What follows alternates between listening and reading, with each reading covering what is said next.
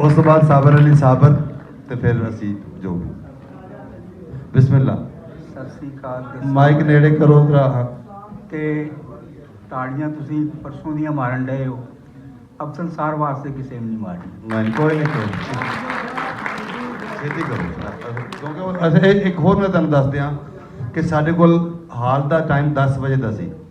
ਅਸੀਂ ਹੁਣ ਉੱਤੇ ਜਿੰਨਾ ਜਾ ਰਹੇ ਹਾਂ ਮਿਹਰਬਾਨੀ ਉਹਨਾਂ ਦੀ। ਧੱਕੇ ਨਾਲ ਜਾ ਰਹੇ ਹਾਂ ਬਿਸਮਿਲ੍ਲਾ ਸਾਬੇ ਸਦਰ ਜਸਵੰਤ ਸਿੰਘ ਜ਼ਫਰ ਸਾਹਿਬ ਦੀ ਇਜਾਜ਼ਤ ਨਾਲ ਕਥਾ ਇੱਕ ਤੇ ਹਾਸੇ ਵੰਡ ਦਾ ਰੋਇਆ ਵਾਂ ਹਾਸੇ ਵੰਡ ਦਾ ਰੋਇਆ ਵਾਂ ਚੱਲਦਾ ਫਿਰਦਾ ਮੋਇਆ ਵਾਂ ਪੂਰੀ ਰੋਟੀ ਲੱਭਣ ਲਈ ਬੁੜਕੀ ਬੁੜਕੀ ਹੋਇਆ ਵਾਂ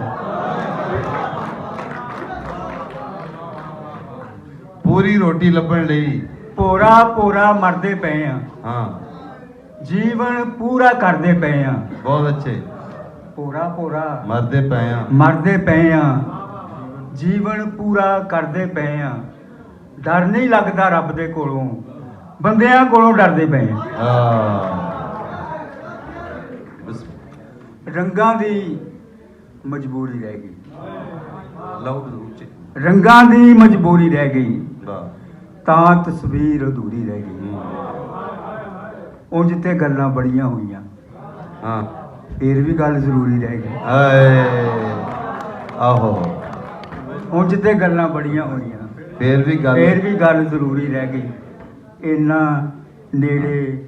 ਨੇੜੇ ਹੋ ਕੇ ਇੰਨਾ ਨੇੜੇ ਹੋ ਕੇ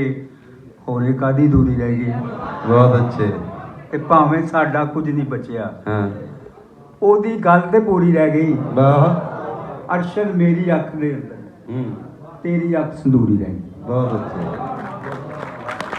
ਬਹੁਤ ਅੱਛੇ ਕੰਧਾਂ ਕੋਲੋਂ ਡਰ ਲੱਗਦਾ ਏ ਹਾਂ ਕੰਧਾਂ ਕੋਲੋਂ ਡਰ ਲੱਗਦਾ ਏ ਮਕਤਲ ਵਰਗਾ ਕਰ ਲੱਗਦਾ ਏ ਕੋਈ ਖੋਜ ਖੁਰਾ ਨਹੀਂ ਲੱਭਦਾ ਕੋਈ ਖੋਜ ਖੁਰਾ ਨਹੀਂ ਲੱਭਦਾ ਕਾਤਲ ਕਾਰੀਗਰ ਲੱਗਦਾ ਏ ਤੇ ਐਵੇਂ ਤਾਜ ਮਹਿਲ ਨਹੀਂ ਬਣਦੇ ਲੁੱਟਿਆ ਹੋਇਆ ਜ਼ਰ ਲੱਗਦਾ ਏ ਐਵੇਂ ਤਾਜ ਮਹਿਲ ਨਹੀਂ ਬਣਦੇ ਸਾਬਰ ਦੇ ਐਵੇਂ ਤਾਜ ਮਹਿਲ ਨਹੀਂ ਬਣਦੇ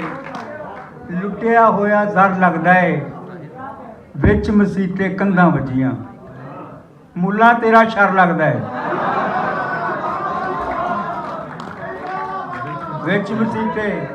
ਕੰਧਾਂ ਵੱਜੀਆਂ ਮੁੱਲਾ ਤੇਰਾ ਸ਼ਰ ਲੱਗਦਾ ਏ ਤੇ ਉਹ ਬੰਦਾ ਜਿਹੜਾ ਮੋਹ ਲੈਂਦਾ ਹੈ ਕਰਕੇ ਗੱਲਾਂ ਮੋਹ ਲੈਂਦਾ ਹੈ ਕਰਕੇ ਗੱਲਾਂ ਪੱਕਾ ਜਾਦੂਗਰ ਲੱਗਦਾ ਹੈ ਮੋਹ ਲੈਂਦਾ ਹੈ ਕਰਕੇ ਗੱਲਾਂ ਪੱਕਾ ਜਾਦੂਗਰ ਲੱਗਦਾ ਹੈ ਅੱਜ ਨਹੀਂ ਤੇ ਕੱਲ ਹੋਵੇਗੀ ਅੱਜ ਨਹੀਂ ਤੇ ਕੱਲ ਹੋਵੇਗੀ ਮਿਹਨਤ ਕਸ਼ ਦੀ ਗੱਲ ਹੋਵੇਗੀ ਜੇ ਨਾ ਰੱਜ ਕੇ ਰੋਟੀ ਲੱਭੀ ਧਰਤੀ ਤੇ ਥੜਥਲ ਹੋਵੇਗੀ ਝੂਠਿਆਂ ਦੇ ਗਲ ਫਾ ਹੋਵੇਗਾ ਖਲਕਤ ਸੱਚਿਆਂ ਵੱਲ ਹੋਵੇਗੀ ਜਾਂ ਤੇ ਲਾਸ਼ ਹੋਵੇਗੀ ਮੇਰੀ ਜਾਂ ਫਿਰ ਤੇਰੀ ਖਲ ਹੋਵੇਗੀ